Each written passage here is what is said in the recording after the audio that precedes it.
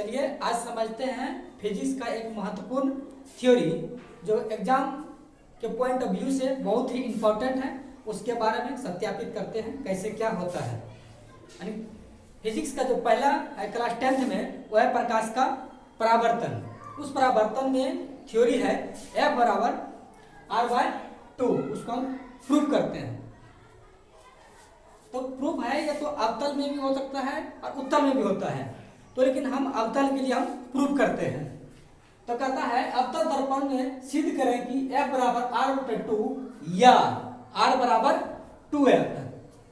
तो सबसे पहले क्या काम करते हैं कि एक दर्पण बना लेते हैं। तो दर्पण में क्या बनाना है, तो अवतल दर्पण को बनाना है। जैसे मान लिया जाए कि कोई क्या है दर्पण है, अगर बाहरी भाग को अगर रंग देते हैं, अगर बाहरी भाग को रंग देते हैं तो वो बनता है अवतल। लेकिन जब उसके आंतरिक भाग को रंग देते हैं तब बनता है उत्तल। तो हम यहाँ पे क्या किए हैं कि बाहरी भाग को हम रंगे हैं, तो कैसा दर्पण हो गया ये, तो अवतल दर्पण हो गया। तो अवतल दर्पण जब हो गया तो मान लिया क्या है MNA क्या है, अवतल दर्पण है। जब अवतल दर्पण है तो अब क्या है AB जो क्या है आपतित किरण है। क्या यहाँ AB क्या है आपतित किरण। इस आपतित किरण क्या हुआ, इस दर्पण से टकराती है। क्या होता है, इस आपतित किरण इस दर्पण से जो टकराती है तो वो क्या जाता है, परावर्तित हो जाती है। जब परावर्तित होती है तो वह कहाँ हो गया, तो परावर्तित होने के बाद ये फोकस से होकर जाती है। ये परावर्तित होने के बाद प्रकाश किरण यहाँ से आया, इस दर्पण पे क्या हुआ, टकराया। टकराने के बाद ये क्या हुआ, इस फोकस से होकर क्या कर चली जाती है। तो वही लिखे हैं कि माना MNA क्या है, अवतल दर्पण है जहां AB एक आपतित किरण है। अब क्या लिखे हैं, परावर्तन के बाद फोकस से होकर गुजरती है, जो फोकस से होकर जाती है। अब कहता है जहां C एक क्या है, वक्रता केंद्र है।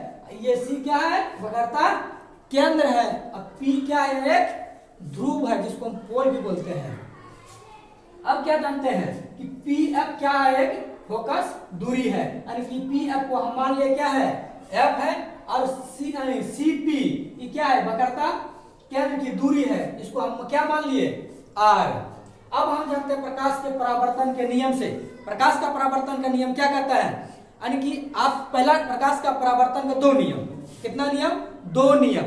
तो पहला नियम कहता है प्रकाश का परावर्तन आपतित किरण, परावर्तित किरण एवं आपतन बिंदु पर डाला गया अभिलंब तीनों एक ही समतल में होता है। थोड़ा सा इसके बारे में चर्चा करते हैं। ये क्या है, कोई दर्पण है, यानी कि आने वाली किरण, ये लौटने वाली किरण एवं अभिलंब तीनों एक ही समतल में होता है। यानी कि आपतित किरण हो गया, ये क्या हो गया, परावर्तित किरण, इसको बोलते हैं अभिलंब। यानी कि तीनों क्या है, एक ही समतल में होता है। प्रकाश का परावर्तन का पहला नियम कहता है, और दूसरा नियम कहता है कि आपतन कोण परावर्तन कोण के बराबर होता है। तो चलिए दूसरा नियम का हम यूज करते हैं। ये लिखते हैं प्रकाश के परावर्तन के नियम से, यानी कि आपतित किरण एवं परावर्तित किरण, यानी कि आपतित किरण कितना ABC, यहाँ पे एंगल जो बना है I बना है। अब कहता है परावर्तित किरण, यानी कि परावर्तन के बाद जो बना तो कौन सी है, CBF,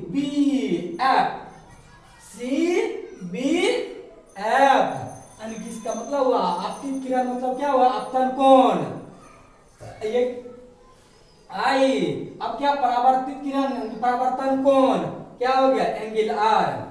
अब कहता है त्रिभुज के नियम से, यानी कि एकांतर कोण, यानी कि एकांतर कोण किसे कहेंगे, जब 2 रेखाएं एक दूसरे से क्या होते हैं, समद्विभाजित करते हैं। कि 2 समांतर रेखाएं एक दूसरे को विभाजित करती है तो आपस में जो कोण होता है उसको क्या बोलते हैं, एकांतर कोण। जैसे मान लिया जाए 1 2 3 4 5 6 7 8, इसका मतलब हुआ कि 4 कोण, 6 के क्या है, एकांतर है। कोण 3 कोण 5 क्या है, एकांतर है।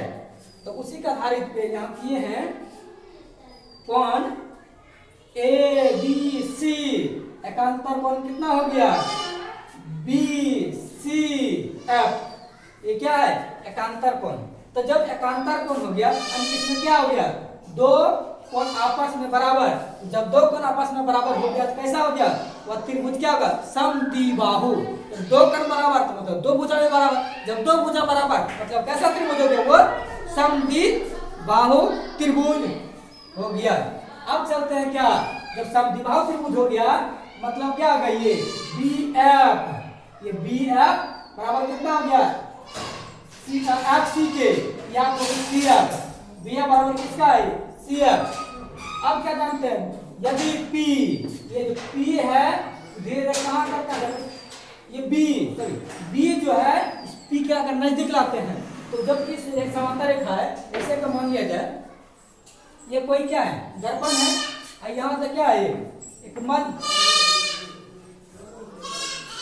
तो कोई प्रधान अक्ष है। इस प्रधान अक्ष किरण की धीरे धीरे प्रकाश के समांतर किरण जो आ रही है, यहाँ लाती है, यहाँ लाती है, यहाँ लाती है, यहाँ लाती है, धीरे धीरे क्या अगर यहाँ आ जाएगा, बी जो है क्या हो जाएगा? ये पी के बराबर हो जाएगा। इसे यहाँ यदि बिंदु P ग्रुप बिंदु P के बहुत निकट हो तब क्या हो जाएगा? ये बी एफ, ये कितना हो जाएगा?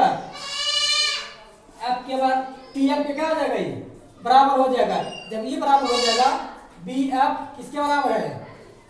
P F. तो यहाँ पे इसका वैल्यू हम जानते हैं कि एफ सी के वैल्यू कितना है? यहाँ बी एफ के वैल्यू कितना? F C. यहाँ बी एफ है, इसके जगह हम क्या लिख सकते हैं? एफ सी।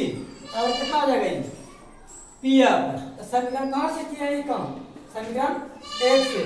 अब हम जानते हैं कि अगर क्या है सी पी, तो सी पी तो हम क्या कर सकते हैं? जोड़ सकते हैं क्या? पी एफ और इतना जोड़ यानी कि एफ सी। कनेक्ट समझते हैं? चलिए ऐसे मान लीजिए कहीं पर 2x लिखा हुआ है तो हम x प्लस x लिख सकते हैं, या जैसे यहाँ पर 2a बराबर है a प्लस a लिख सकते हैं। यही लिखे हैं यहाँ CP, ये जो CP है तो यहाँ PF प्लस FC, इतना जोड़ इतना बराबर इतना, वही लिखे हैं। अब यहाँ FC वैल्यू हम जानते हैं क्या है? FC वैल्यू यहाँ कितना है? PF। FC जो यहाँ वैल्यू है क्या? यहाँ PF, और एगो PF यहाँ, एगो यहाँ PF, तो कितना हो गया? एक कितना हो गया? यहाँ 2 PF। और PF का वैल्यू हम क्या रखे हैं? PF बराबर यहाँ F, और CP के लिए यहाँ PF की जगह पर क्या लिखते हैं? F। और CP का जो वैल्यू है, CP वैल्यू कितना है? यहाँ R, इसलिए CP वैल्यू क्या लिख दिया? R लिखे हैं। या इसको R बराबर 2F, या इसको 2F बराबर R भी लिख सकते हैं। इसलिए यहाँ F, इसको यहाँ R जो है इसके नीचे 2 क्या कर इसके नीचे लिखे हैं। यहाँ कितना हो गया? यानी कि F बराबर कितना हो गया? R बटा 2। यही आपको क्या करना था? प्रूव। ये फिजिक्स में बहुत ही इंपॉर्टेंट थ्योरी है, एग्जाम में पूछा जाता है। Thank you for watching my video.